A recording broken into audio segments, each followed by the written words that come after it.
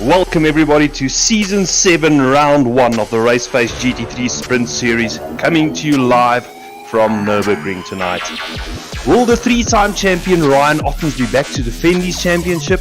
And then Hybrid Academy that won last season's team championship, where Bego Grobler secured the last points to secure that championship. Will they be back to defend it? As I said, tonight we are at Nurburgring. It's a track where you can go two different ways with the setup. You can go for a lower downforce setup to secure that top speed along the two long straights, the pit straight and the back straight, or you can go for a higher downforce setup where we've got a first section of the track that is tight, it's twisty, you need grip on that front end to get the pace, to get the lap time out of the car. Let's see what will happen tonight. Steve, what are your thoughts about this track? It's not the long track we're used to. This is the kind of a shorter version tonight. The 5.1 kilometer track is going to be very difficult to try and keep the momentum up, and we've seen lots of mistakes can happen early on in the race. So the guys are going to have to deal with concertina effects through the chicanes, and especially turn 1 is one to keep an eye out for. Yeah, turn 1, one of the slowest corners on the track. First gear right-hander. I think we're going to see some first corner action maybe. Guys getting a bit brave there. I hope we don't see it, but there's always that possibility.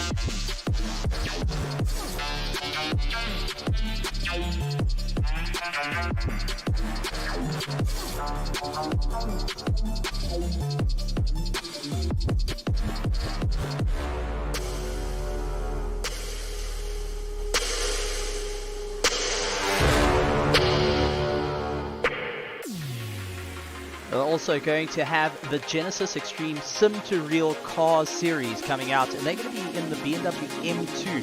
Now this is a new class debuting right here for round number 1, season 7, and it's going to be very interesting how these cars are going to handle the 5.1 kilometer circuit of Nurburgring. These BMW M2 CS Racing Cup cars have 365 brake horsepower, it's got a dual clutch transmission, and it's meant to go and work with the SRO categories to go have a bit of fun. If you can compare it, it's more like your touring car class, but the winner of this season's series is going to have a lot of fun with being having a fully paid season in the Toyota Gazoo Yaris GR, as it's going to be an absolute prize to have. Keep an eye out on the drivers. We've got 15 entrants so far, with more expected to come and join in. This little unique car is going to make or break people's futures, and to give one driver an opportunity to live out the dream of being a race driver. What do you think of that? Well, I think that's absolutely awesome. I mean, it's real. It's not a as they call it, a promise anymore. I mean, this will happen. The winner of this series will go on to race that Yaris next season. But having a look at the car on track, and I think everybody can clearly see this is not a GT3 car. It's a very different car to the other cars racing tonight. It handles differently. It hasn't got the air of a GT3 car. Steve, as you can say, I think it's a lot more driver's car. As you said, it was, a little bit like a touring car.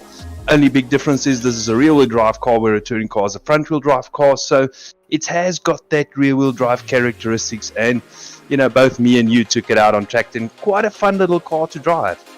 It's going to be a challenge, and it's all about keeping that momentum, and it's not going to stop on a dime. So make sure that you brake early enough before you land up in a problem. But the Genisus Sim2Real Cars series is one to watch, and going to make up our multi-class RaceFace GT3 Sprint series this season.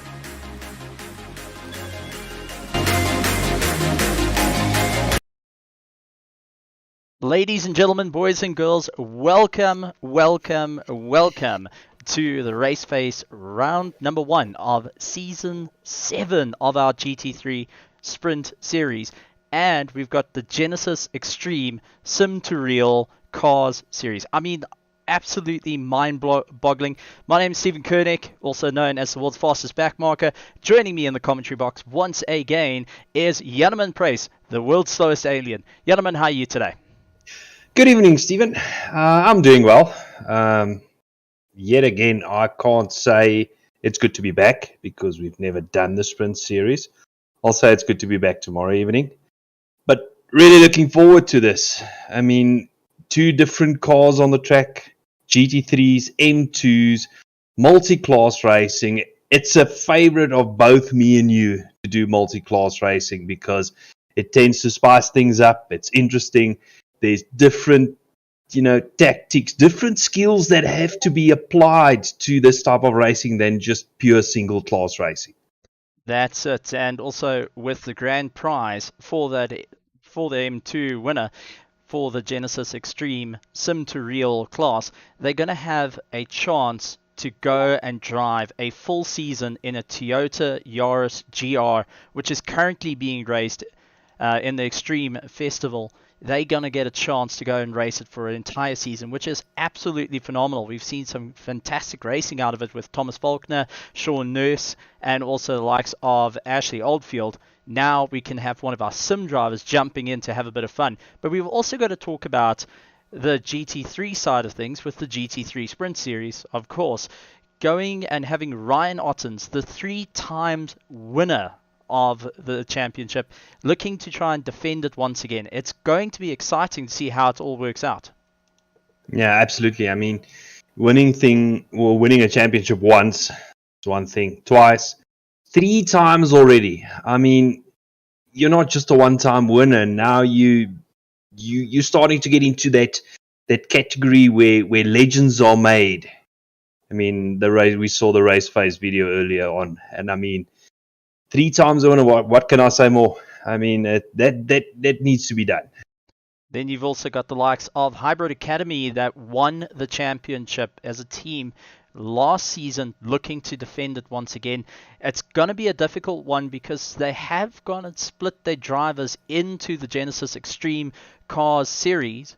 The Sim2Real and the RaceFace GT3 Sprint Series. So they've got a mixture there. But just taking a look at the comments, we've got Against All Odds Esports coming and joining us.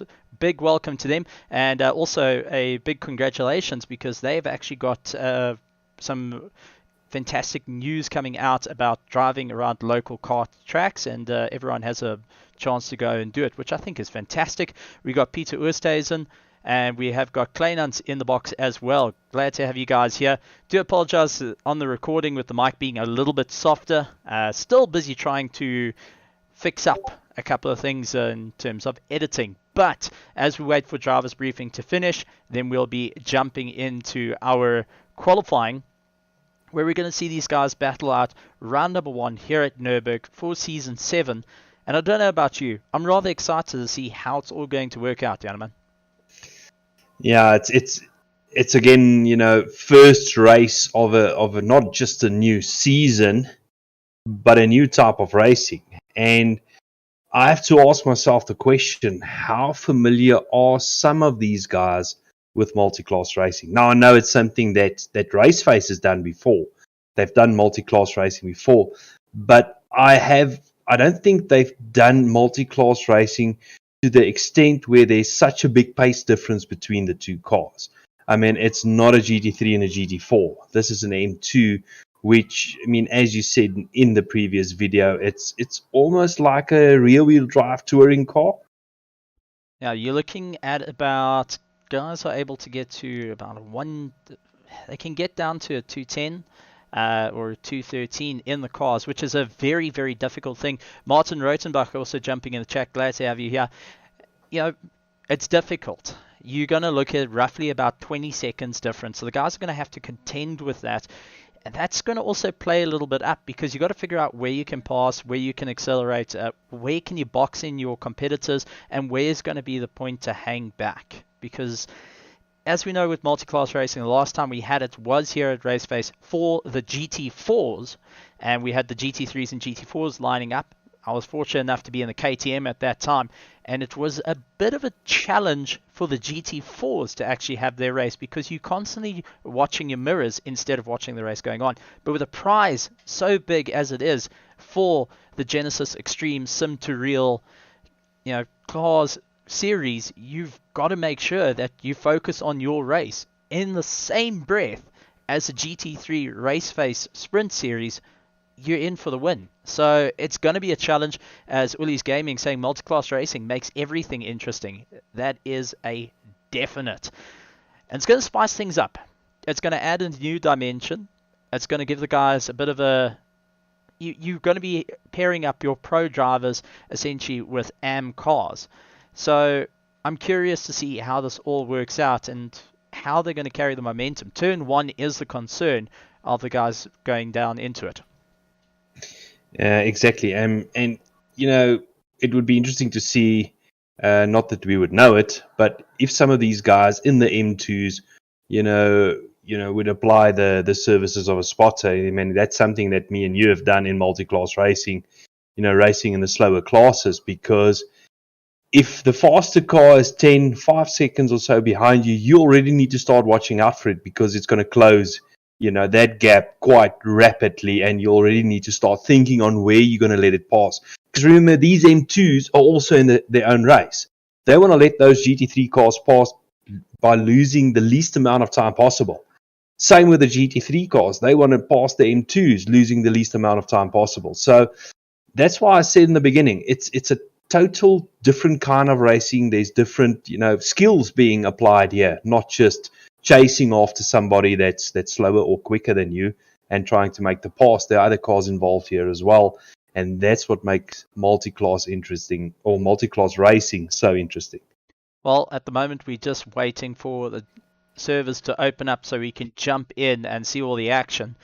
But I want to ask everyone to the chat, what do you think? Who are you supporting? What's the teams that you're looking out for this season, as it is going to be a totally different season with having that multi-class racing. Also, if you guys are interested in seeing all the action from the M2's point of view, that BMW M2, beautiful, lovely little car, I've got to say, I quite enjoy driving it. You can also go and take a look at the Genisus Extreme Media. They've got a stream lined up where you can see the cars as they race around. We're going to be showing a bit of both here on RaceFace, a bit of the GT3 racing and a bit of the BMW M2s going around, that Sim2Real class. And against all odds, we support great racing. Fair enough.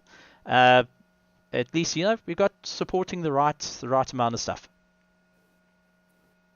And we support racing. And Tristan let me try to say that again. Tristan de Nurburgring saying, "What's up, broski? Glad to have you here, Tristan. It's always exciting. I'll get your name eventually right." I'll stop trying. But glad to have everyone here. So let's see if we can get into the server and get you guys seeing all the action. So, gentlemen, any thoughts from your side in terms of the GT3s? It's again, first race, new season. The guys they're gonna try and stomp down their authority, make their mark. And the first race is always important, because sometimes it dictates how the rest of your season is going to go. You find out who you'll be racing against if you're not necessarily racing right at the front. Even in the midfield, there's always great races going on. And I always tried, first race of the season, I tried sussing out my competition. Who are the guys I will be battling with for the rest of the season, because there's always new guys coming in. You've got, your guys that you've been racing for with a couple of seasons, they're always there, but there's always new guys coming in. You might find yourself racing new guys. So I think that's what race one's going to be all about. Sussing out the competition, trying to stomp down your authority and, make your mark and, take the momentum that you build in race one forward for the rest of the season. Unfortunately, if it's a bad race, it's a case of on to the next and, trying again next week. Okay, so Tristan saying, gentlemen, give the name a try. Tristan de Nurburgring. Yeah. Close enough. Close enough. Hey, Tristan, try and give my surname a try. It rhymes with Toyota Prius. That's the best way. So we're just waiting for the servers to fire up. I do apologize for the little bit of a delay. As we know in the world of sim racing, trying to get a server going is always fun. And we got the likes of Bertus Hugo, the man behind it all, busy trying frantically to get the servers up and ready to go. And it looks like I am going into the server now. So let's see. Holding thumbs, fingers, knees, toes, cross it all as we're going to be jumping in. It's always exciting. This is always the moment that you sit waiting. You're trying to see whether something goes on. And it looks like everyone has jumped into the server. So let's get you guys in there to see all the action that is going to be happening. They're going to be moving over to qualifying soon. So let's take a look at all the action that's happening ahead.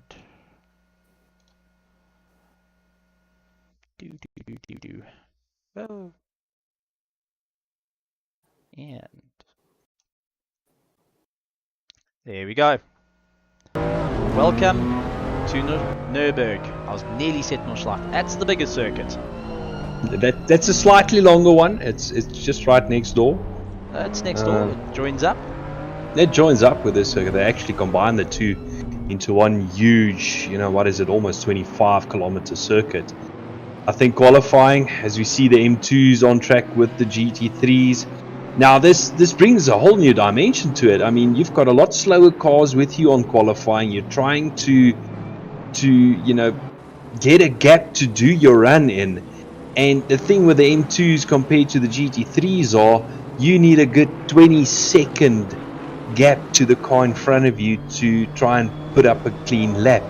I see as the GT3 cars are frantically trying to get past the M2s. A couple of cones flying there. Ladies and gentlemen, I think this is pretty much you're going to see in the race as well later on. What do you think, Steve?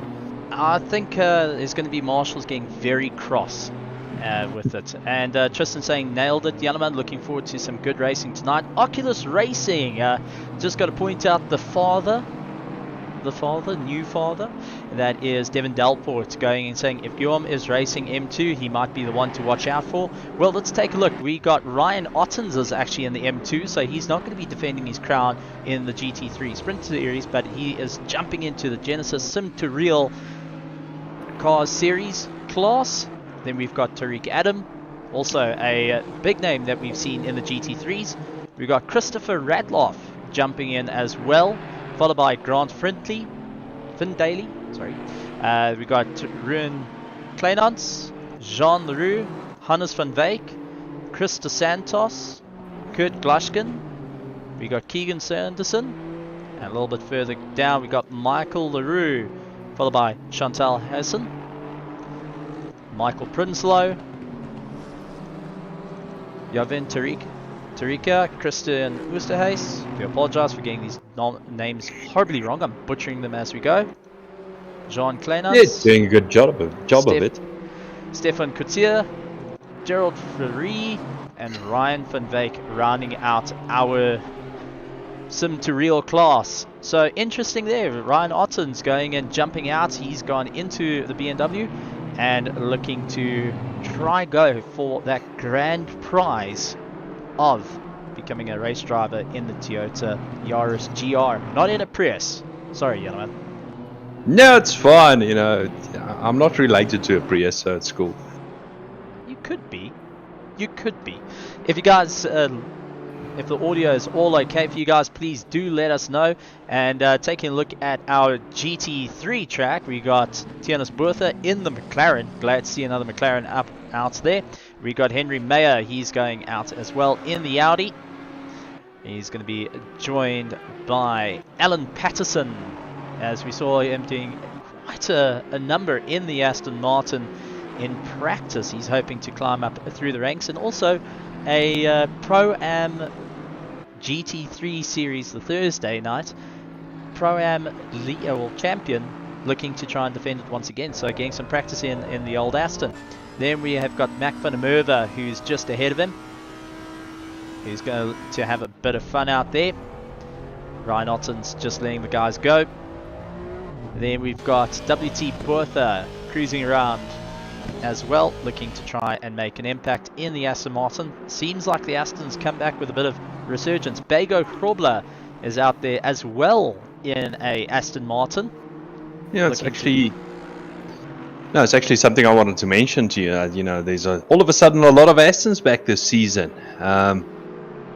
And you know, something must have happened to the Aston that you know, so many guys decided to go back to it.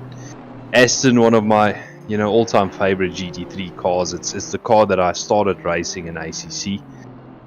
Always been a favorite of mine, so it's good to see them on track, and they sound absolutely beautiful, those V8s. That's it. Jason McGregor taking that top spot at the moment in the Hyundai, or the Honda. Can't say Hyundai. It's roughly around the same factory, but in the Honda he's taken first place with a 154.5 leading out, and then we have got Hannes van Wyk, who is currently leading our Sim2Real, our Genisus Sim2Real Cars series. He's the current leader at the moment with a time of 2:14.0, blisteringly quick time, and something not easily done in the car. So glad to see the guys putting in a bit of work and a little bit of setup work in these cars, because the main thing is coming through the Schumacher S's. If you don't have your car set up correctly, you are going and literally sliding around. No, absolutely. And something, and both me and you were on the practice server a bit earlier on, taking the M2, you know, for a spin.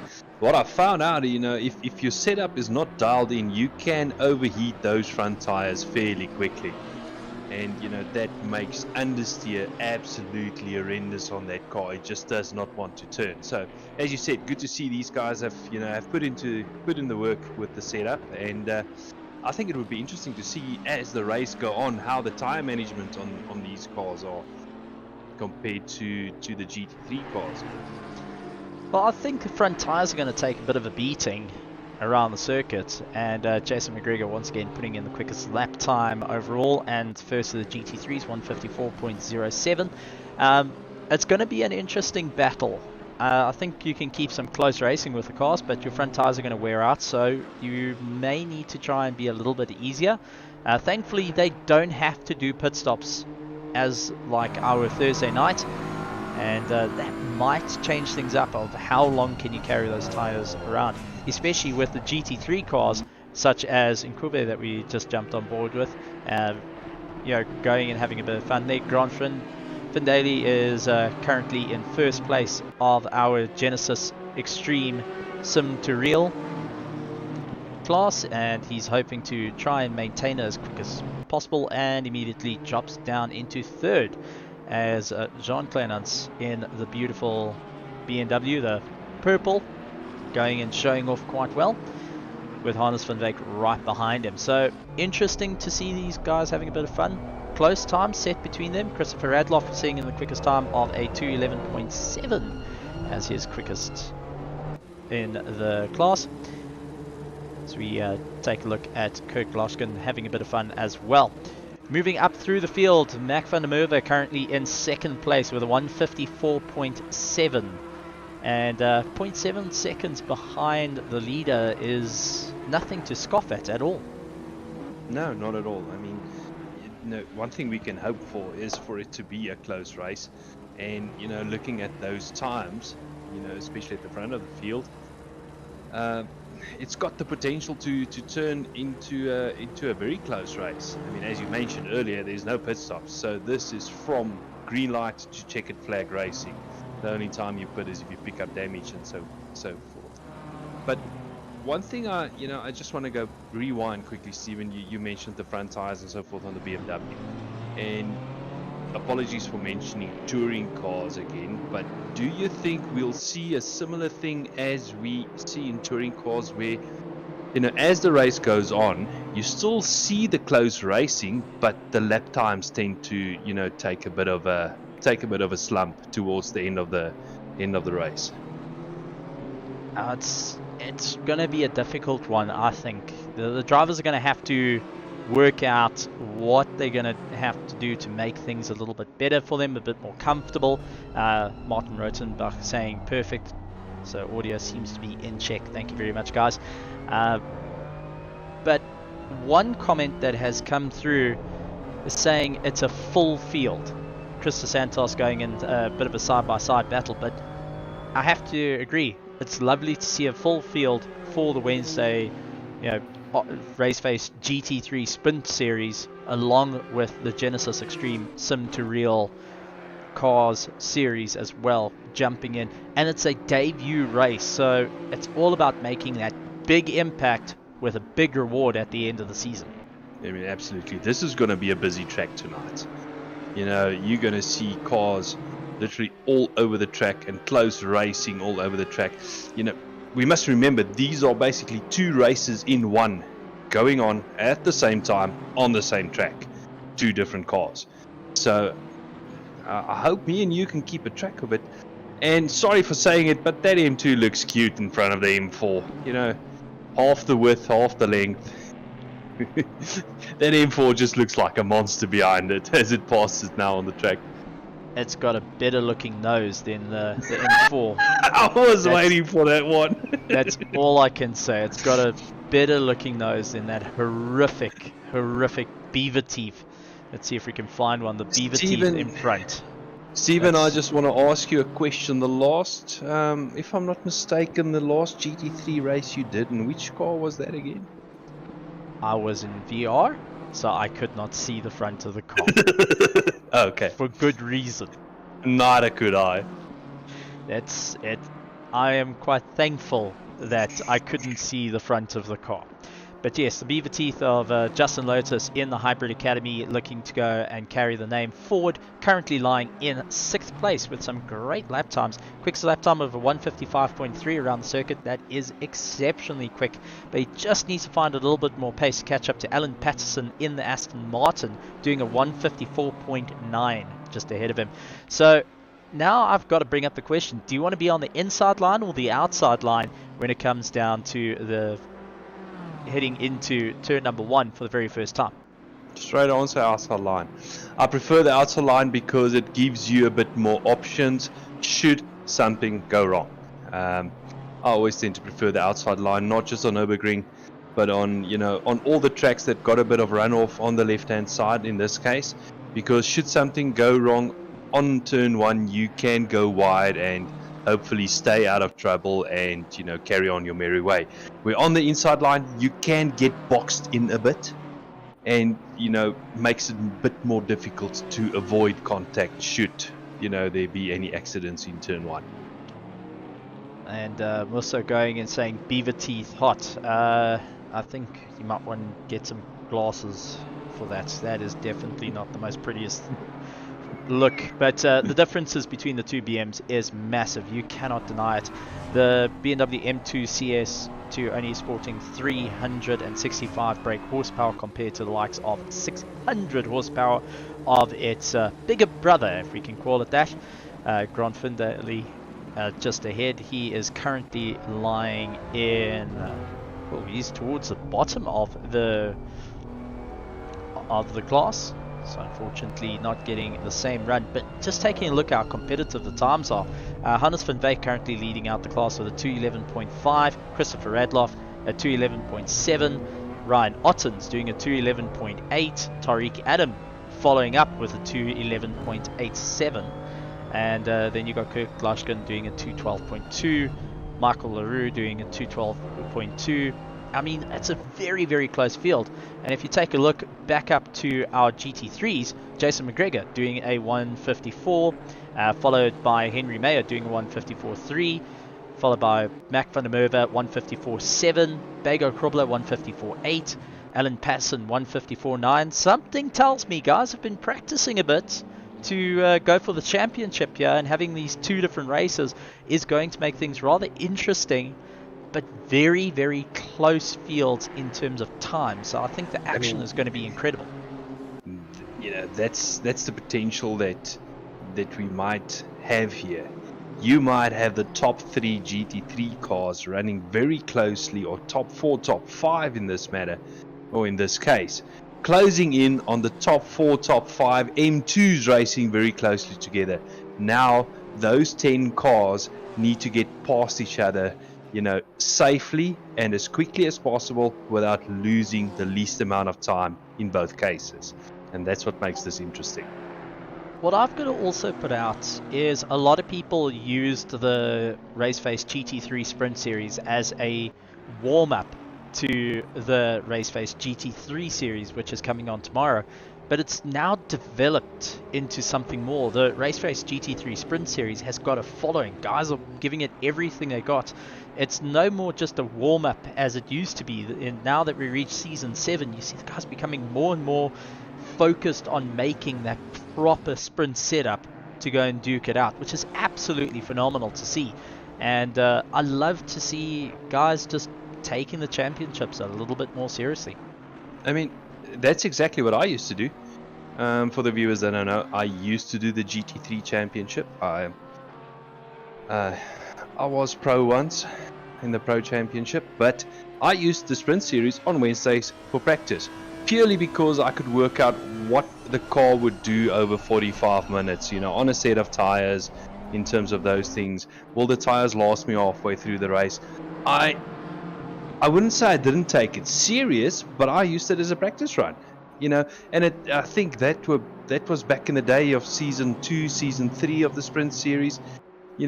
As I say back in the day, but it feels like long ago, because how the sprint series has developed into its own series. It's not a practice run for the GT3 championship anymore. Although they race on the same track, it is now its own series.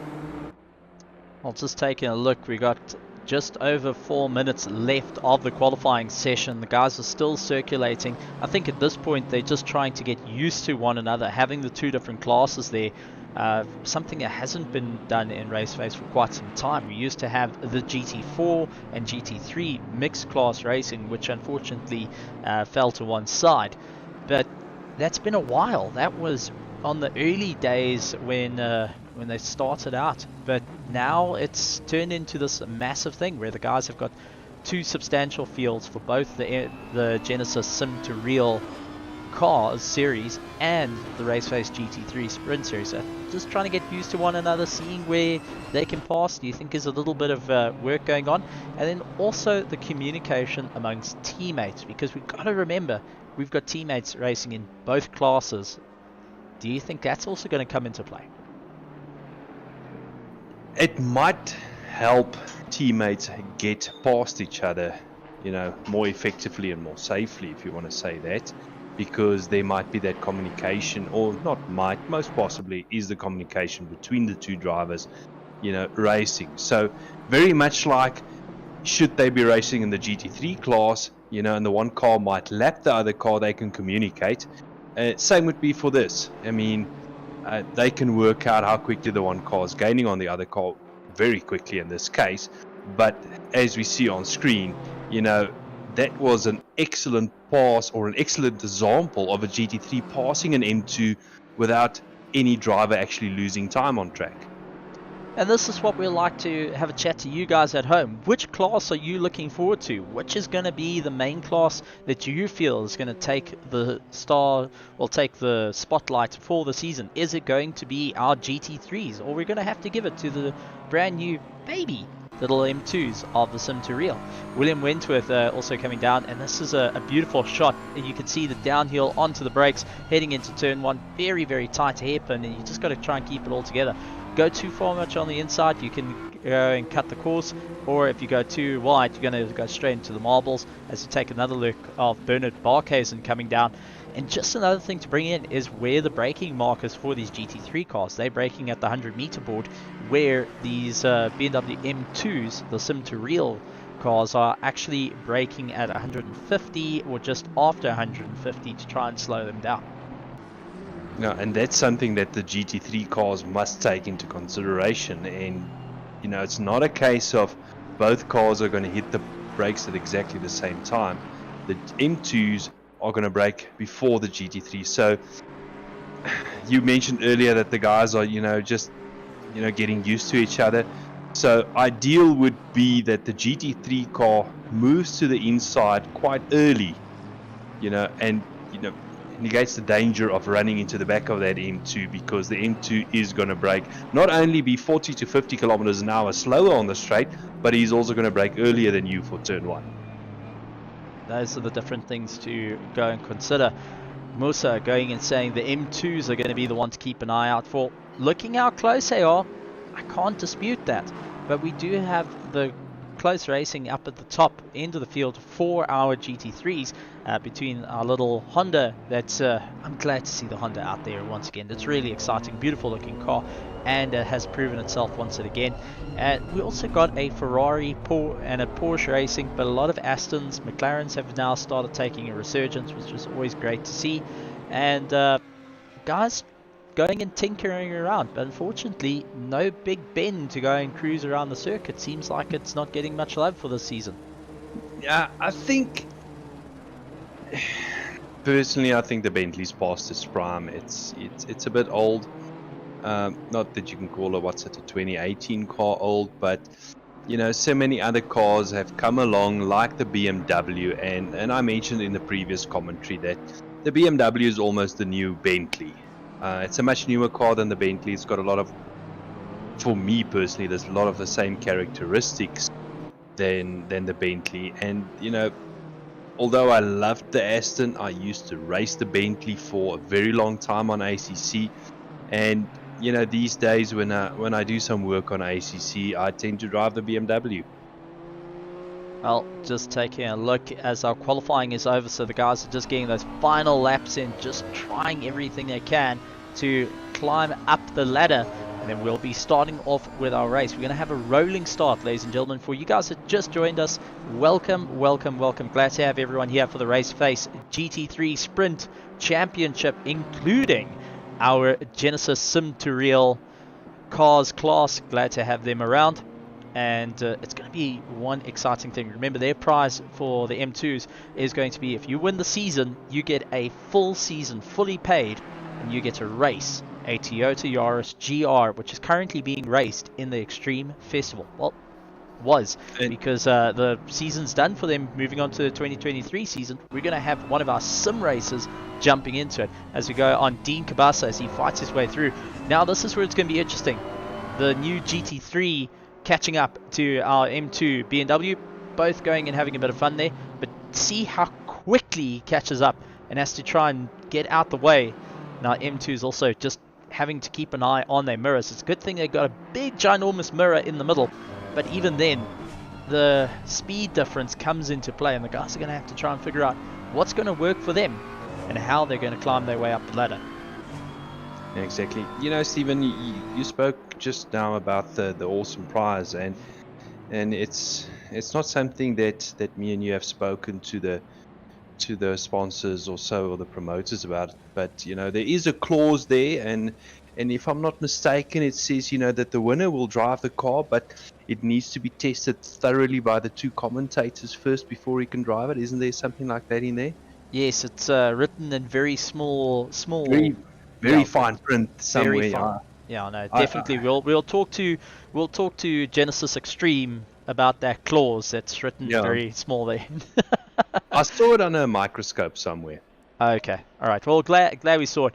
But now taking a look at our grid, and what a grid it is. Take a look at it, gentlemen. A completely full grid.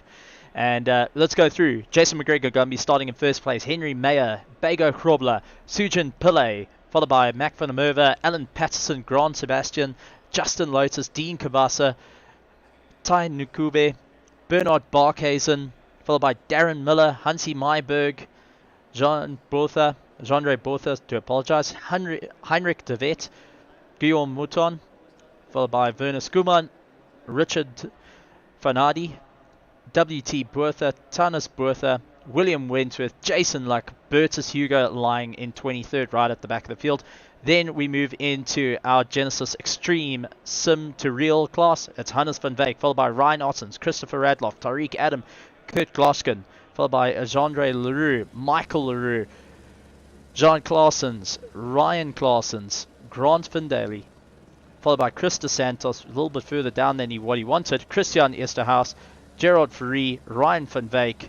Then we got Tarika, Yavin Tarika, Keegan Sanderson, Chantal Hansen, I do apologize, Michael Prinsloo, and Stefan Kutzer going and rounding out our grid. And that is absolutely stacked. I'm glad to see it. Yeah, as I mentioned earlier, this is going to be a busy track, and it's good to see. It's awesome to see so many cars on the grid. You know, have a stacked grid. I think we're going to be in for some good racing tonight. And just going and taking a look, Mercer saying it's going to be a good battle between the Kleinans brothers in the M2. So we got the family duking it out there, and thanks for the information. Van Wyk is a beast in the M2 coming from Ollie's Gaming, so we've got everyone showing off their support for the different drivers and the different teams. And we're sitting with, can you believe it, a 42 car grid in one server. I've got chills just by listening, with that. 42 cars consisting of the BMW M2s and GT3s. It is just incredible to see it. I see Tayan Kube, he's opting to stay in the pits, so not going out for it. And he's just gonna just sit and wait. Yeah, I wonder if something might have gone wrong, that he didn't go out to the grid. Maybe he needs some time to fix something, technical difficulty, we don't know. But hopefully he gets out on the track, before the start of the race. It's not nice to see technical failures on the grid. Now the guy's doing a warm-up lap. For anyone that doesn't know, this is just following behind a safety car. They've got a minimum speed. They have to sit within a given location. You drop too far out, you get sent back to pits. You go too far up, you get sent back to pits. And as soon as they get onto the main straight, they're going to have to sit at 70 kilometers an hour. Going to be an interesting time, because at this moment you're trying to warm up your brakes, you're trying to warm up your tires, you're trying to get your head in the game, and you're focusing on what's ahead of you. Jason McGregor being in first place, he's got the target on his back. Henry Mayer's going to go after him. He's got the outside line. And then if we take a look at our GT4s, Hannes van Wyk is lying in 24th, so he's got that inside line with Ryan Ottens right next to him. Our three-time GT3 sprint race champion looking to have a go. A little bit further back, William Wentworth. He's got Jason Luck and Bertus Hugo, two of his nemesis around, as we jump apart on William Wentworth as he makes his way around the circuit. It's going to be interesting. It's going to be fun. It's going to be difficult for all these drivers. Something unique coming into it, having the two classes, and I've got a good feeling about this. It's going to be a lot of fun. It's going to be a lot of fun. I'm looking forward to the point where the GT3s catch up to the M2s. I don't want to see carnage, not at all, but I want to see how these guys, negotiate past each other. I think we saw a moment ago, was it Alan running a bit wide, outbraking himself, trying to warm up those brakes. Now that's the last thing you want turn one at Nurburgring, that tight hairpin. You don't want cold brakes heading in there. You want the car to stop. Otherwise, we might see an accident. Life will get very interesting. Oh yes, and now you know why I prefer the outside line, because you can go left. You can only go a certain distance Well, before it goes all wrong. But no, the wall will stop you. Yeah, well, it's not a wall. It's called a guidance rail. When you go bowling, you use the rails to help make sure that you can get that perfect 10. When we're still a beginner, strike. They put up those guide rails on the side so that the ball can't. Yes. That's exactly what the circuit is. Alright, as our GT3s go around the last hairpin, lining themselves up, they're going to be told that they're only allowed to go at 70 kilometers an hour. No jump starts here, folks. You have to keep it going. You have to try and figure it out. Nerves on end as we get ready to rock and roll for round number 1 of Season 7 RaceFace GT3 Sprint Series. And it is on like there is no tomorrow. So go charging down. Grant Sebastian trying to get into the middle of it, and this is going to be a little bit tricky. He's going to try break right in the middle of everyone, and our leader Mayer out in front. You can see go wide. Oh, bit of carnage, bit of tapping. Guys sort of making it through the corner. Sebastian had to go and take some invasive maneuvers. That turn 3 as well. That is Mayer going down. So guys going and knocking all around. Bago Krobler was also caught up in that mess. Bernard Barkhuizen as well. Justin Lotus suffering a major one there. And Werner Skuman also now managed to get up and going. William Wentworth a little bit further back, trying to go defensive. Tianus Bertha right behind and trying to do everything he can. But Christopher Radloff going and jumping ahead of everyone in the BMW M2. Now mixing it up with a GT3 car just ahead of him, and that is Richard van Hardy of the Retro Esports team that's just up ahead. Take a look behind him. Christopher Radloff currently duking out in a bit of a battle. He's trying to keep it all together. Jason Luck going and having a bit of contact as well. You can see everyone just jostling for position, trying everything they can to keep ahead. Our BMW M2 class though, very, very tight. Hannes van Wyk, you go on board with him. Can see now heading through the Schumacher S's, keeping it flat, trying to carry all the momentum through and get as close as he can to everyone. That Sim2Real prize at the end is definitely calling many names, but at the front of the field of our RaceFace GT3 Sprint Series, Henry Mayer starting to pull away from Jason McGregor right behind. Grant Sebastian doing everything he can. Now it's all about just lining it up. Cone going and facing death right there, so unfortunately RIP Cone as they make their way around to complete lap number 1 here at the Nurburgring. I think lap 1 sums up what this race is going to be like. We're going to see some very close racing tonight. I mean, we've already seen it at the front. We've already seen it at the front of the M2s, duking it out with some of the GT3s in the first lap. I mean, I would love to see how this race unfolds. I mean, I can't wait. Well, Bago Krobler doing the fastest lap time of the race, doing a 2:02.8, and he's sitting down in 4th position and trying to charge on ahead, catching up to Grant Sebastian just ahead of him. But he's got Sujin Pillay trailing behind, watching out for him. So Sujin previous was part of the Hybrid Academy team. I think he still is part of the Hybrid Academy team, looking to make an impact here at RaceFace. He's trying everything he can, jostling for position, but going a little bit further back. Bertus Hugo getting mixed up with our BMW M2, so something went wrong there, and now has to try and duke his way past, now getting past Christopher Radloff, who is currently leading out our Genesis Extreme Sim2Real Cars series, just having a bit of fun there. Tariq Adam chasing him down as well. So a little bit of a mix-up game here, and you can see a couple of GT3s trying to work their way through. Yeah, you know, I wouldn't say it's a problem of mixed class racing, but you know, normally if it's just a GT3 class, you have an accident, you're at the back of the field, you have a clear track in front of you. But now you've got a whole field of cars you must work through that is slower than the GT3 car and having a race of their own. You're not part of their race, you are in a different race, but you still need to get past them. I mean, that's what makes this multi-class racing so interesting. There are new issues that these guys are dealing with that they're not necessarily familiar with. And just taking a look, William Wentworth going and venturing off circuit, and that has unfortunately cost him a lot of time. Bertus Hugo's trying to catch up to him. Jason Luck, who also was caught up in a bit of a mess earlier on, back on circuit, and in a bit of a tussle. Christopher Radloff keeping ahead, but very, very close racing up and down. You take a look at the gaps. Van der Merwe getting very close as well, so let's see if we can jump right up to him. But it's going to be a different type of race for these guys. Yeah, as I said just now, I mean, it's a new environment that they're racing in for a lot of them, because I think a lot of these guys wasn't part of the previous multi-class racing, and those were between GT3s and GT4s, which is a lot closer in terms of pace than what the GT3s and M2s are.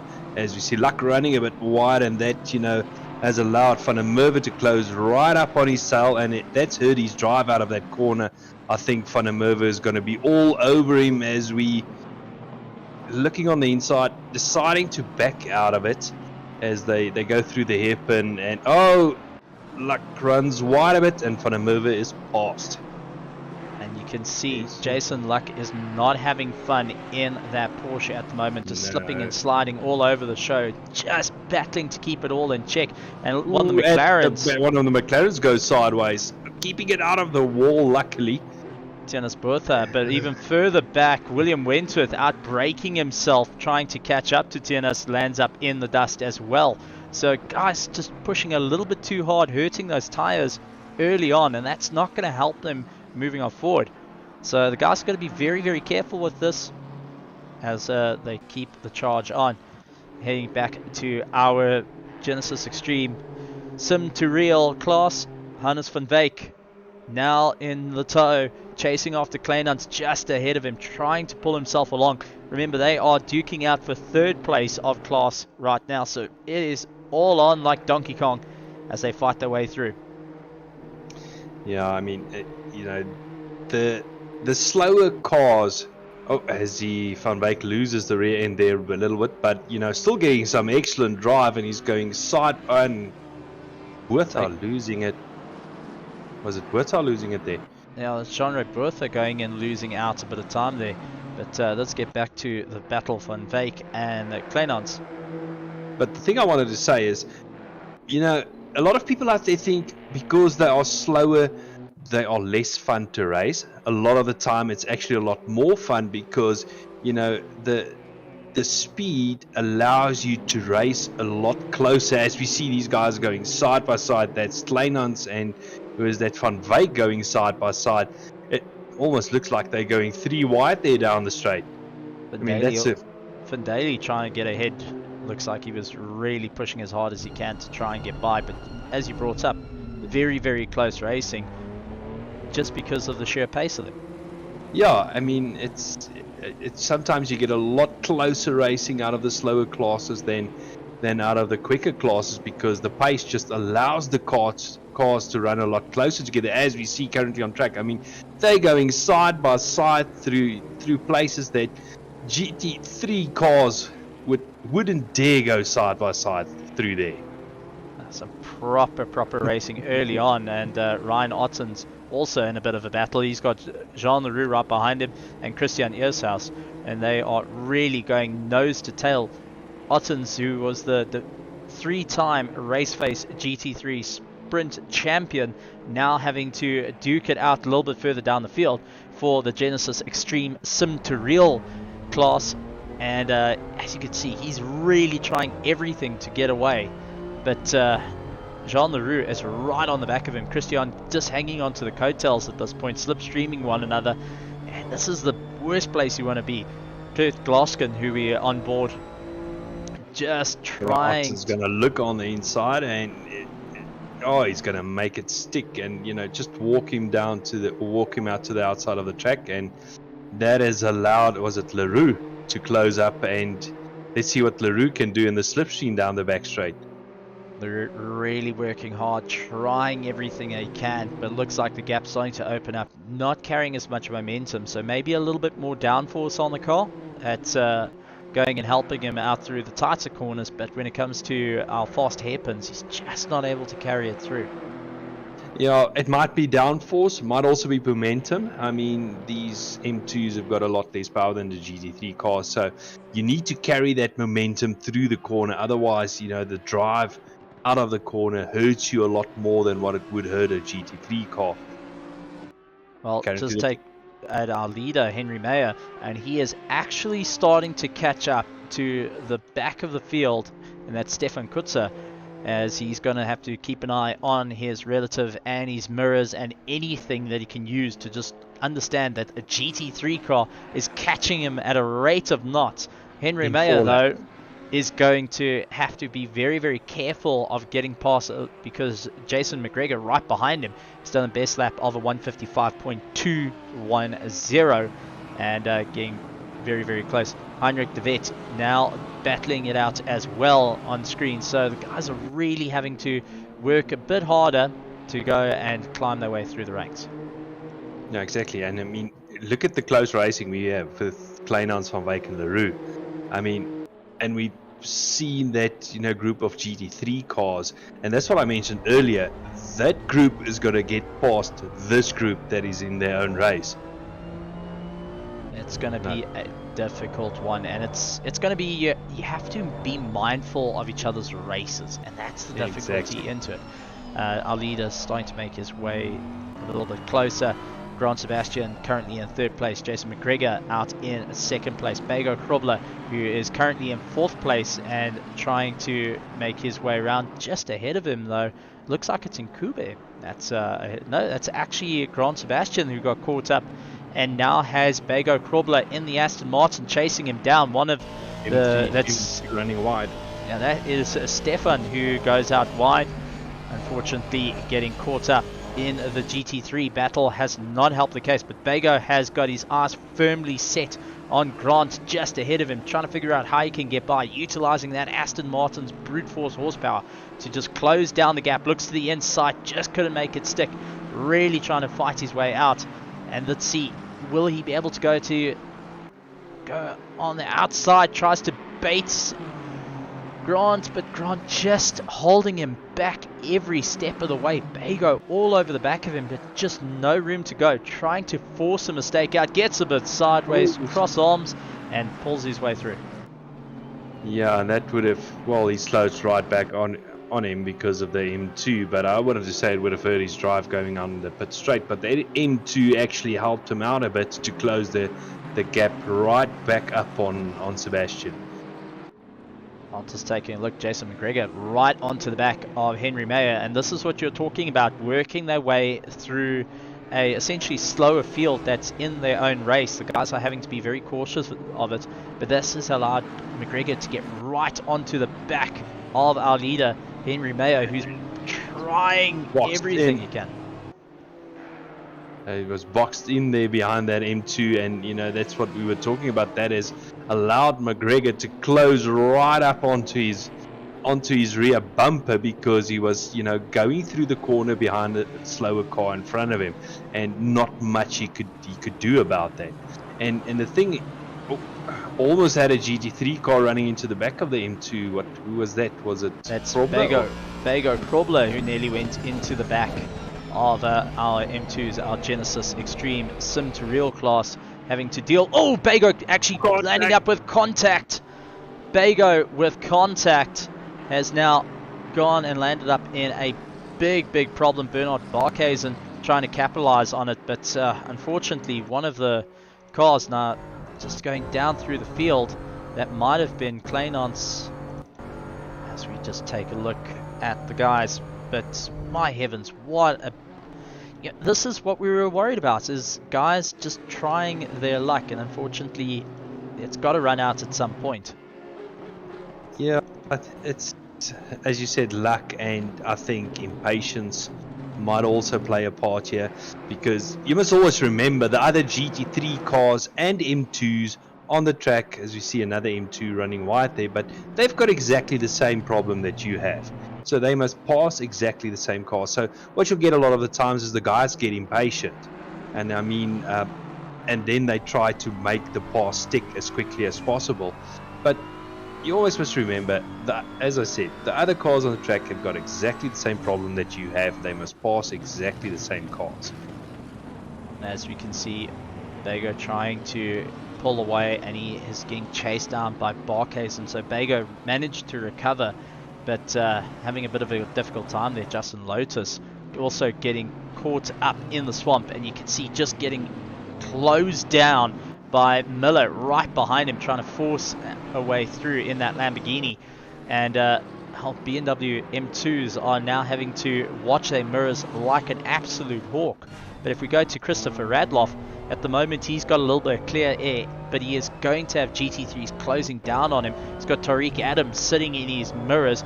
You got the likes of Jean Kleinant right behind, really pushing as hard as he can, but getting swamped by our leaders who are coming by. Flash of the lights saying, listen, we're coming through, please mind out the way, be cautious, we don't want to land up inspecting your catalyst converter that's still connected to the vehicle. But at the same time, Hannes van Beek is right onto the back of him, trying to look up on the inside, and it is turning into a bit of a fest. Oh, there was contact at the back. I think that was Bego that landed up in that. That was Bego Krobler that got caught up in the mess. So Bego not having a lot of fun there. Justin Lotus also landing up in the weeds, along with Werner Skuman, who's just trying to rejoin at this point. And it's turning into a little bit of outbreaking oneself, trying to work your way through the field. And at the same time, our Genisus Extreme Sim2Real cars are trying to keep their race going, watching their mirrors. They've got to be so cautious. I mean, this is where the challenge comes in. And I've got to say, it's rather interesting. It is interesting to watch. I mean, I love it. You know, to see the challenges these guys face. You know, as we saw at M3 there at the or M2 at the top of the screen, almost. You know, as we see you know, one of the signposts get obliterated there. But as you said, they're just trying to keep out of the way and keep to their own race. Well, just going and pointing out Sujin Pillay getting overtaken by Alan Patterson of PWSR, and also a commentator with us. Glad to see Alan going and having a bit of fun out in the cars, having to give up the commentating seat and deciding to go and jump in the race seat. Really duking out. Glad to see he's having a bit of fun out there. Heinrich de Vet trying to battle his way through the Porsche, looking a little bit wary of the cars just ahead of him. Late brakes. I mean, this is where you could see the GT3 able to climb on the anchors a lot quicker. Dives up on the inside, really trying to keep his all together. So de Vet really having a fun time there. Tariq Adam right up behind our leader, and that is Christopher Radloff, who is trying to keep it all together. And as we can see Bago coming by, Bago Krobler getting chased down. But you can see Tariq Adam doing everything he can. Alan Patterson now trying to blast past both of them in one fell swoop. The mighty Aston Martin, beautiful looking car. And he's also getting chased down. But Christopher Radloff having a massive problem with Tariq all over the back of him. Tariq Adam, a sim racer that's really stamped his name and stamped out his legacy here in RaceFace and in different series across the globe. Now duking it out with Christopher Radloff, who is a real-world driver. Races with Colin Ellison in the SA Endurance Series in the mighty Backdraft Roadster. Christopher Radloff also has driven multiple different cars, and he's looking to add that Toyota Yaris GR to his resume of cars that he's driven. Yeah, I mean, absolutely. The BMW, you know, might have a few or a couple of fewer cylinders than what he's used to in that Backdraft Roadster, but you know, absolutely doing an awesome job here, Mr. Radloff. But it's a very, very close battle between him and Tariq.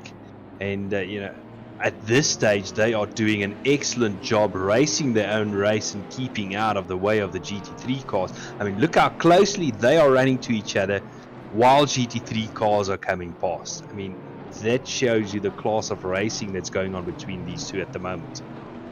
Christopher Radloff having to go very defensive. Opens door, unfortunately. It does look like Tariq Adam, who is closing down all over the back of him, and they're constantly watching their mirrors, trying to figure out what can they do.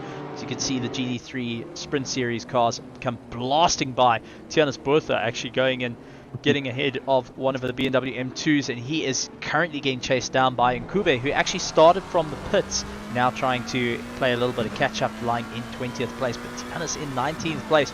Just ahead of him is Jean-Andre Bertha. Mac van der Merwe now also trying to claw his way through, and he is chasing down Darren Miller just ahead of him in that Lamborghini, focusing on how can he close it down and get going once again. Radloff ran a bit wide, and that's allowed Tariq Adams to go on his inside. As we take a look at Hansi Myberg, also he's feeling a little bit of pressure. He's trying everything he can to move his way up through the field. Jason Luck just ahead, and he is constantly hammering pressure onto the back of him. Jason Luck, we know, has been struggling with that Porsche and trying to keep it all in check, and now has to deal with the mighty BMW M4 chasing him down. 600 horsepower compared to its little brothers of 365 horsepower in the M2 class, but all the drivers having to try and work out what's going to be the best way to claw their way through the field. Yeah, I mean, as you mentioned it, I mean, that rear end of Luck's Porsche, it looks a bit loose. So do you think he went for, you know, a little bit too low downforce setup, or is it more a case of he's overheating those rear tires that causes that rear end to be so loose? Oh, big all-4. That looked to be Tianus Bertha having a rough time there in the McLaren, going and overshooting completely by a country mile and allowing William Wentworth and Kube to start running away from him. But I can say one thing. It's a Porsche. What does a Porsche do? It goes sideways. Does it have grip? Sometimes. Don't knock Herbie. I did my season in Herbie. Yeah, okay, I get your point. Herbie is fantastic, except when you start putting 600 horsepower or 580 horsepower into the back of it. Then it becomes a little bit more tricky as you jump on board with Grant Sebastian, who is getting chased down by Bernard Barkhuizen right behind. You can see Bernard constantly hounding him. That mighty McLaren really showing what it can do as they power their way around. And definitely a difficult time for him. He's doing everything he can to keep on the charge. He wants to try to close down the gap of 6.6 seconds to Jason McGregor up in front. Jason McGregor still holding the fastest lap time of the race.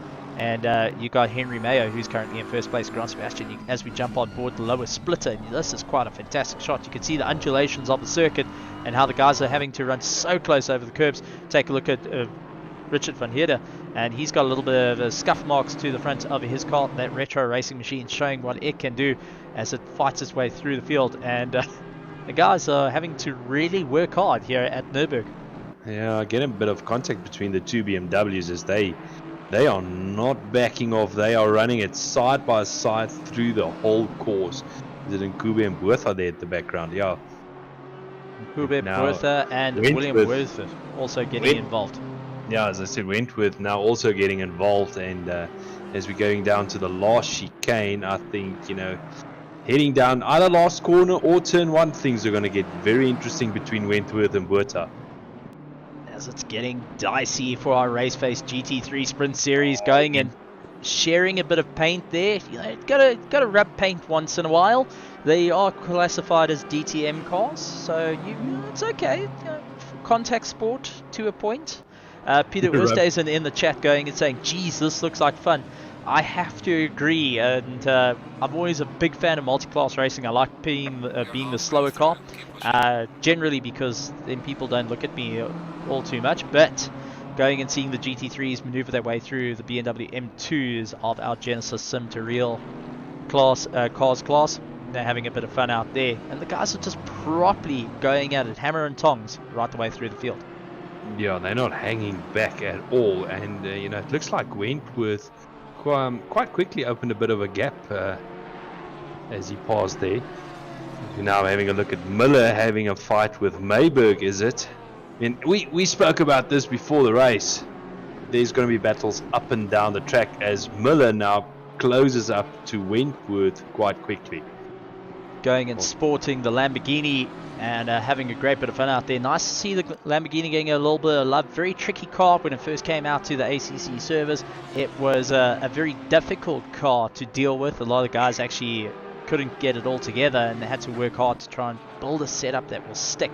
Sometimes it worked, sometimes it didn't, sometimes it just, you just hoped you crossed the line at the end of it, holding on to the Raging Bull of this Lamborghini. But at the moment, Miller has got an Audi in his mirrors, and he's got a BM in front of him as they try and fight their way through it. And looking at our M2 class just ahead, Robert Wentworth saying, great racing, very busy. Yep, have to agree on that one, buddy. I mean, as you saw there, being an M2, that's where you want them to catch you down the pit straight, because it's easy to let them pass. The rest of Nurburgring, except for the back straight maybe, is not that easy to let these GT3 cars pass when you're in M2. And especially with your race going on, it's going to be very difficult because you're trying to utilize the tow, and you've got just a mixed field right the way through.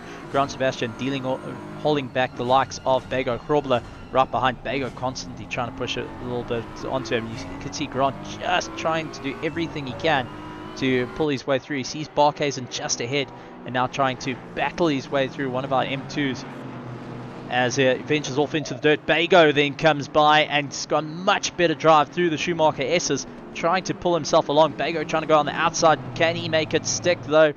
Goes for a cutback. Very close racing. Grant going in, driving a very, very wide BMW at the moment, with McGregor right onto the back of them in that Honda NSX at the moment, and it is turning into a bit of a battle for third place.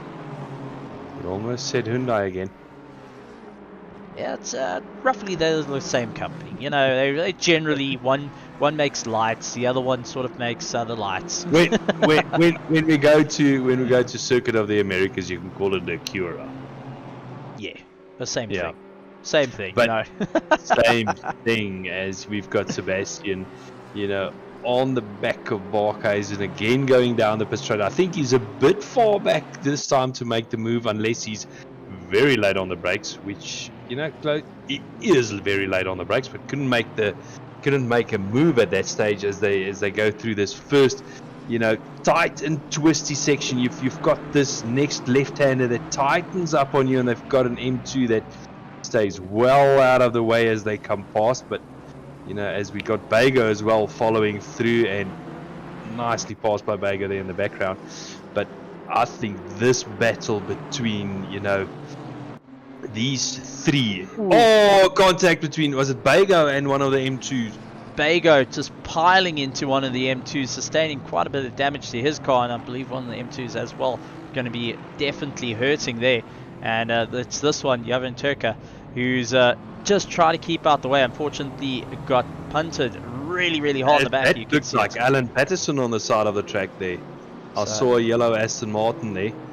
Let's take a look. Alan Patterson just cruising around.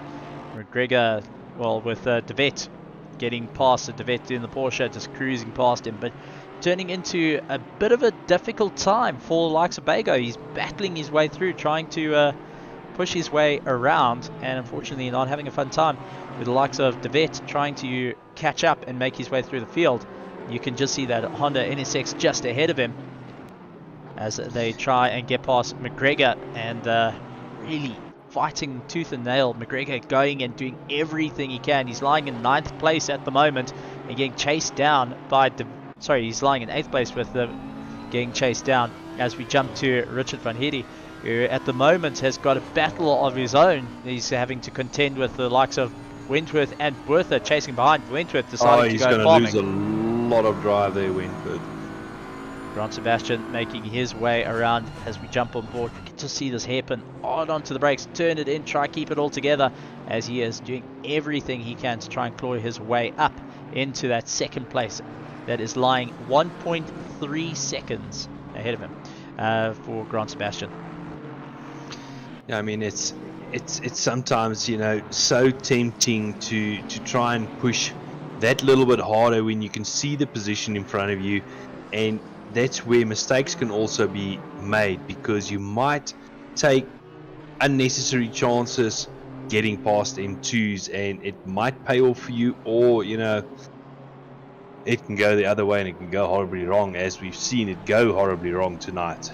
Well, you can see Tariq Adams still pushing Christopher Radloff, trying to do everything they can. They managed to get down to 2:11.7s as their fastest lap time. Been running consistent 2:12s. Ryan Otten's going off into try and hold back the likes of Hannes van Wyk, but Hannes managing to get by.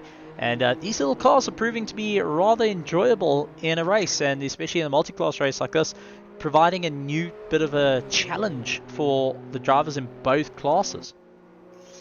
Yeah, I mean, it's two different races in one, as we see. Was it, jumping around, was it Buerta going off there? It's Richard van Heerde and Buerta going and landing up with a problem. See quite a lot of damage on the right hand side of that, right front of that BMW of Buerta, and that's going to, you know, hurt the handling of the car a bit. I see actually both sides he's sporting a new color scheme on that BMW.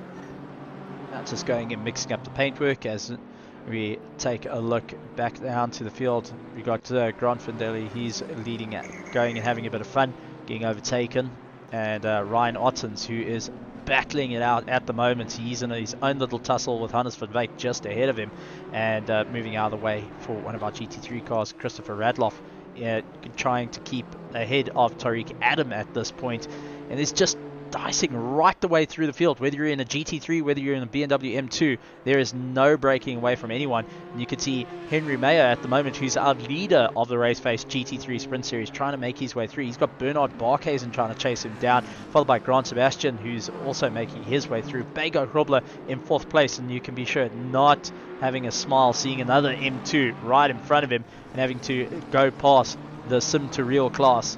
And he's got Sujin Pillay, who's constantly putting pressure onto the back of him, trying everything he can to close down that gap. Yeah, the lone Ferrari actually in the field. I think that's the only Ferrari on track. And, you know, we spoke earlier about the variation in cars. The Aston Martins you know, making a comeback, how popular the Bentley was, and at one stage the Ferrari was also kind of a, you know, quite popular car on ACC to drive. That's it. Alan Patterson also in a bit of a tussle. He's going after Jason McGregor just ahead of him. And Jason McGregor, remember, held the fastest lap time at the beginning of the race in that Honda NSX, and unfortunately went and fell down through the field as they battle their way through past the Sim2Real cars class. Now making his way through, and you can see Alan constantly hunting him down. Just ahead though, they've got Heinrich de Wet. Oh, a little bit of contact. Ooh. And Alan Patterson saying thank you very much for that one. De Wet coming off second best. Jason McGregor just going and causing the contact as we jump to Bago Kroblo, giving our BMWs a bit of a rough time as he gets by, not leaving much room for the imagination as the guys tussle the way through. Yeah, well, you know, he's making a point. Let's say that. That's one way to say it. As we take a look, De Wet a little bit further down. Jason McGregor, who's trying to keep ahead. Alan Patterson opening up that gap to them. Bago Kroblo getting chased down as well.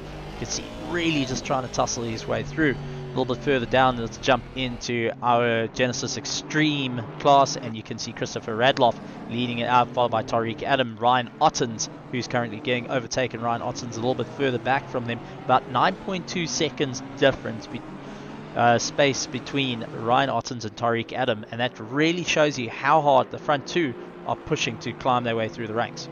Yeah, exactly. But Ottens is making a good comeback drive here, because remember, he fell down through the field, you know, quite badly during the first lap or two, and he's already made it back up to third place. So I think he's running out of a bit of time. 12 minutes, just, you know, under 30 minutes left in the race. I don't know if he's gaining on them quickly enough to catch them before the end of the race to compete for that race win, but, you know, excellent comeback drive from him. And taking a look at Guillaume, who is currently up into 7th place and has got a bit of support in the chat as well. He's trying to climb his way through. Dean Kabasa, lying in 6th place just ahead of him, is now trying to catch up to Sujin Pillay, who is roughly about 3.5 seconds ahead, really chasing him down. You can see Guillaume trying to work his way through and helping out one of our BMW M2s of the Sim2Real class, really doing everything it can.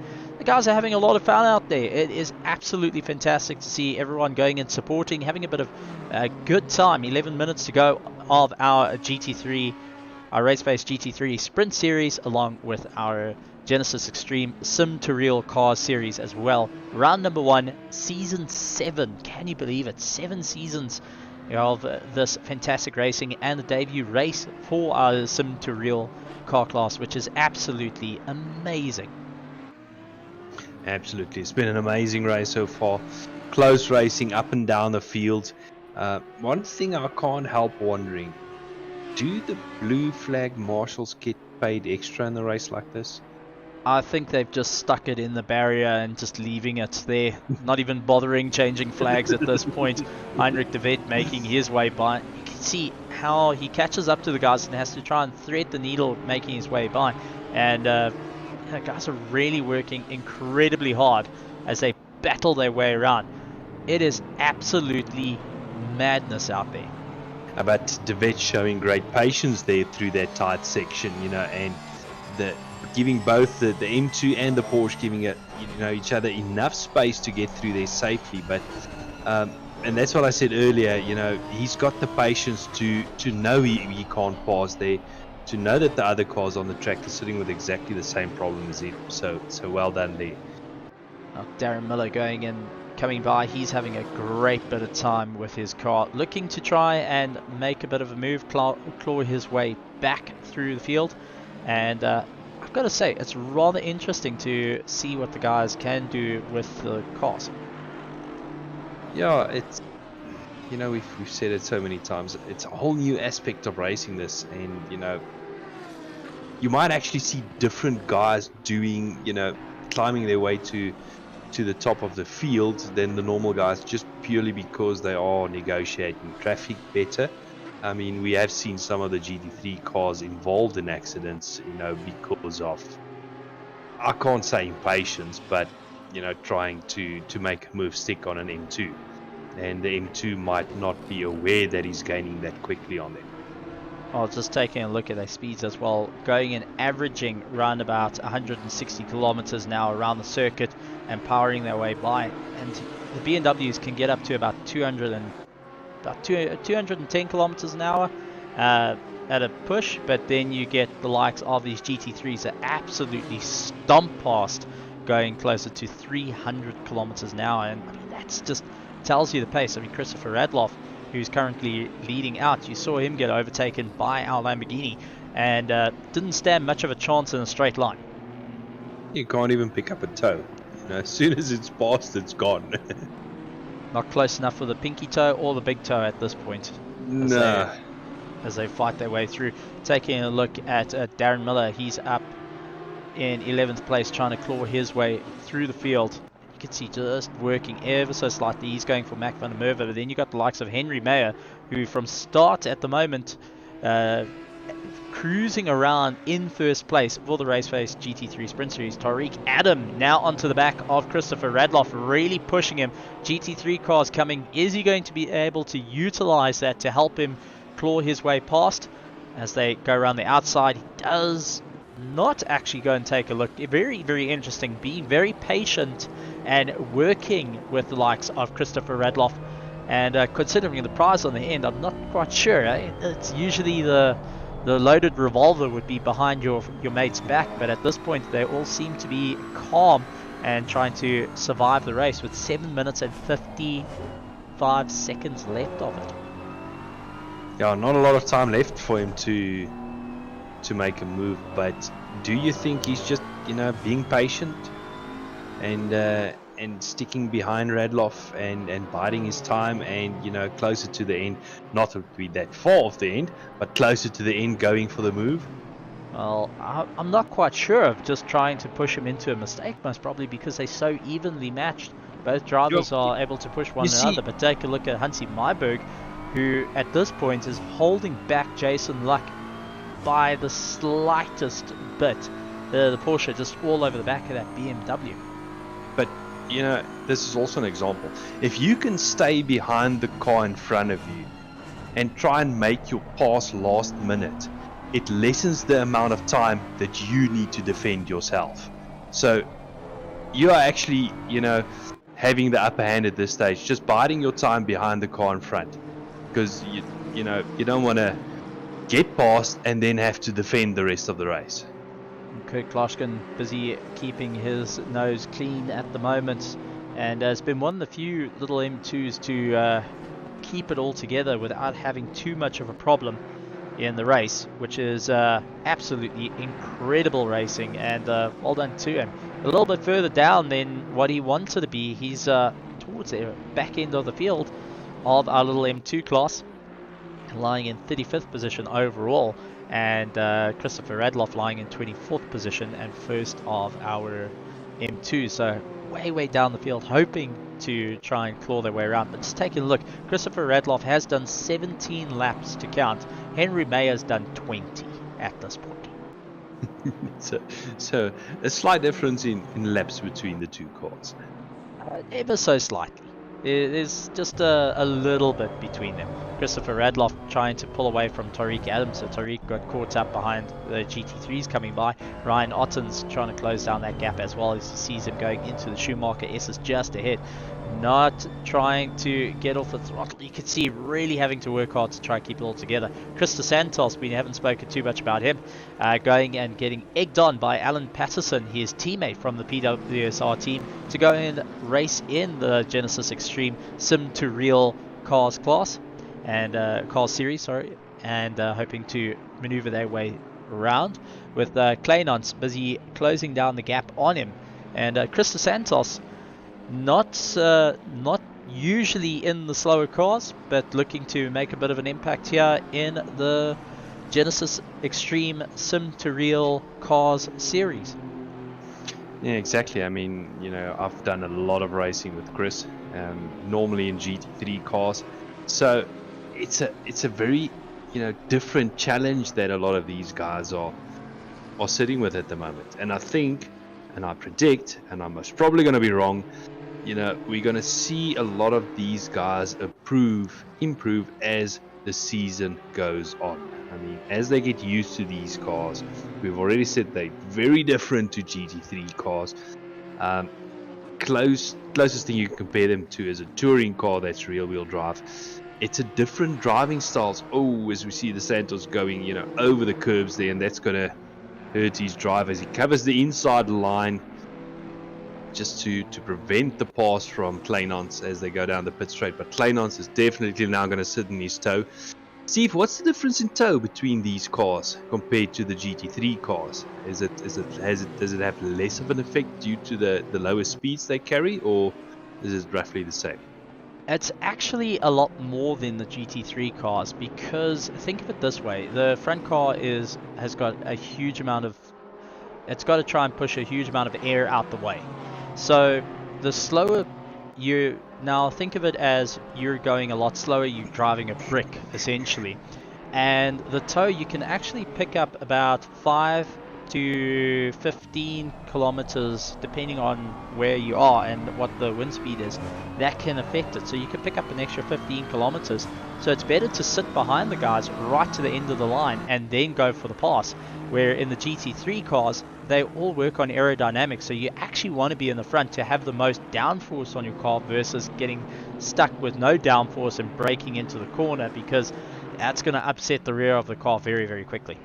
Yeah, I mean, you know, in the M2s you don't have that big of an issue with things like aero wash, and so aero wash, for the people who don't know, is that's where the front of the car actually loses downforce and it starts understeering, and that's something you tend to pick up on the higher speed cars, and the quicker the cars are moving on to other classes like GTE, LMP2s, LMP1s, you know, that effect becomes horrendous if you pick it up mid-corner.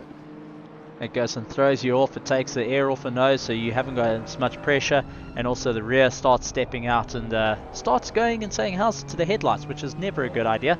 And just taking a look at Chris Santos starting to pull away, but I see that Guillaume has actually landed up in the dirt. Alan Patterson and Heinrich de Vet getting by, and it looks like Mac van der Merwe going and capitalizing on that. So Guillaume really not having a fun time there, and having to really keep it all together. So Guillaume not going to be happy with that 7th to 10th place at the moment, and that's going to hurt.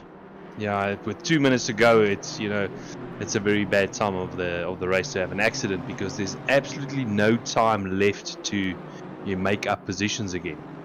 I'll just take a look at Kube deciding that he's going to put it on the dirt to try and get closer to Skuman. Goes out on the marbles and really can't bring that car back quick enough to just try and keep the pace, and sliding around. Those tires must be absolutely shot. Remember, Kube started from the pit, so he started right down the field and actually was in 42nd place before he can go and duke it out to where he is now. So that has definitely helped him to get all the way to 16th. Is an impressive feat. Yeah, also a very good comeback drive from him to get up to 16th place. I mean, we must remember he had to negotiate the whole M2 field before he actually even made up a position. Even though it's classified as positions on track, you know, it's a different race that he was racing against.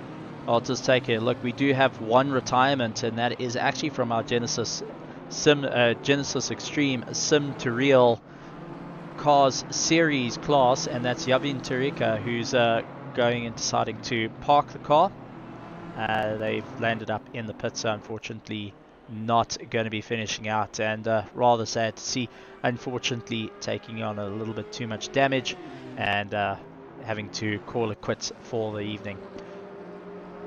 Grant Findali also in a bit of a battle, trying to move his way up through the field. Grant, very well known in GT3 racing, having a bit of fun out there. He's usually sitting in the Pro-Am class, now duking it out in the BMW M2, and really right onto the back of Kleinans, Jean Kleinans just ahead, and really clawing his way around. Jean Leroux also making his way through, trying to keep it all together. He's trying to catch up to the likes of Findali just ahead. But with the race over, we're going to be taking a look at our leader, and that is Henry Meyer at this moment, cruising around for the RaceFace GT3 Sprint Series, round number 1 here at Nurburgring. All he has to do is keep it together, with Bernard Barkhuizen chasing him behind, but Bernard is 7.3 seconds behind him. Then we've got Grant Sebastian, who is 5.6 seconds behind second place. So he's just has to keep it all together as we jump to Jason Luck, who's trying to get onto the back of Jason McGregor as they claw their way around the circuit. It's absolutely amazing to see. Down at the bottom hairpin, Henry Mayer is going to be happy with it. And I mean, to come first in a series like this, having the two different classes makes it a little bit interesting. Ooh, Sujin Pillay going and just making his way by. Looks like one of the M2s landing up in the dust. So we just try to keep ahead to our leader and follow him through and give him the show that he deserves. But ladies and gentlemen, round of applause from start to finish at this point. Henry Mayer in the Audi R8 LMS Evo 2 going and having a huge amount of fun, and to go and climb his way all the way to the top and to get the first checkered flag of the season is no slouch. It's going to be amazing. It's going to feel amazing. I know his team's going to go absolutely wild over the comms. And the M2s are going to finish, right behind him, because it looks like, Ottens and them are just behind him when they're going to cross the line. So we can see if we can quickly switch over to them. There we go. Christopher Radloff taking the win ahead of Tariq Adam, followed by Ryan Ottens. That is our Genesis Extreme Sim2Real class. Bernard Barkhuizen taking second place. Grant Sebastian taking third place of our RaceFace GT3 Sprint Series, followed by Bago Krobler. And there Sujin Pillay, followed by Dean Kabasa, who comes across the line. Alan Patterson up into 7th place. Heinrich de Vet in 8th place as he makes his way through, with Mac van der Merwe still chasing him down right to the wire and trying to get that better drive, but unfortunately not able to get it. Guillaume going to be finishing out in 10th place. 11th place going to Darren Miller. Jason McGregor as he makes his way through in the Honda NSX. He's going to be finishing out in 12th place, followed by Jason Luck, Hansi Myberg, Werner Skuman, Tina Nkube, who's made his way all the way from 43rd into 16th. Well done, mate. Absolutely brilliant driving. Justin Lotus for the Hybrid Academy team going and making his way around. A little bit of damage to the front end of that BMW M4, followed by William Wentworth, who's trying to get the drive on him but just can't get it right. Richard van Heerden is cruising around. He's going to be finishing up in 19th place if he can keep it all together, with Bertus Hugo trying to chase him down, but with a 10-second difference between them, I think 19th place is pretty much sold. Bertus Hugo going and finishing out in 20th place. Jean-Red Bertha in 21st. Dennis Bertha in 22nd, WT Bertha in 23rd, Christopher Radloff first of our Genesis Extreme Sim2Real Car Series, followed by Tariq Adam in second place, Ryan Ottens taking third place, Hannes van Wyk in fourth place, followed by Michael Leroux, Jean Kleinans, Grant van Daly, Jean Leroux, Krista Santos, Kurt Glaskin, Gerard Ferry, Ryan Kleinans, then we've got Christian Eerstays, Ryan van Wyk, Keegan Sanderson, followed by Michael Prinsloo, Stefan Kutzer in 40th position, followed by Chantal Hansen, and then unfortunately our retirement, Javin Tureka, finishing in 42nd position. What a race. Absolutely amazing stuff, and well done to all our drivers. And wow. I've got to go back to our commentary side of things and just get your thoughts. And Janneman, what do you think at round number 1, the opening race for season 7 of our GT3 Sprint Series? I think it lived up to everything that I thought it was going to be. I thought there was going to be some chaos. There was. I thought there was going to be close racing. There was in both classes.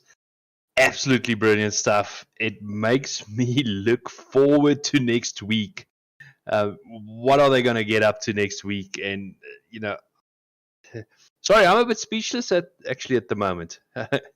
It was definitely an exciting one, and I'm actually super excited to see how it all works out. With the guys having to battle it out and go nose to tail, but with the debut of the new class, I think it's going to get more and more people interested in driving these little M2s and focus on clawing their way up through the field. It's going to be interesting. It's going to be fun. And a big thank you to all you guys in the chat for going and sticking around. Big thank you to our sponsors as well. We've got DS Films. We've got Go Setups jumping on board. Big thank you to them. PWSR as well, followed by Genisus Extreme Sim2Real Car Series. Go and look them up on Facebook if you want to go and keep an eye on all the news for our car series in those M2 BMWs. 95 obviously been around for quite some time. Big thank you to them as well. And wow, I'm speechless. Much as Resource Complete always keeps us speechless, big thank you to them being our continuous sponsor here at the RaceFace.Pro. But ladies and gentlemen, boys and girls, we are going to say an absolute big thank you to you guys. Gentlemen, anything in closing from your side? I'll see you tomorrow night. That's it. So make sure that you guys keep an eye. We're going to have tomorrow night our GT3 series, and it is going to be crazy.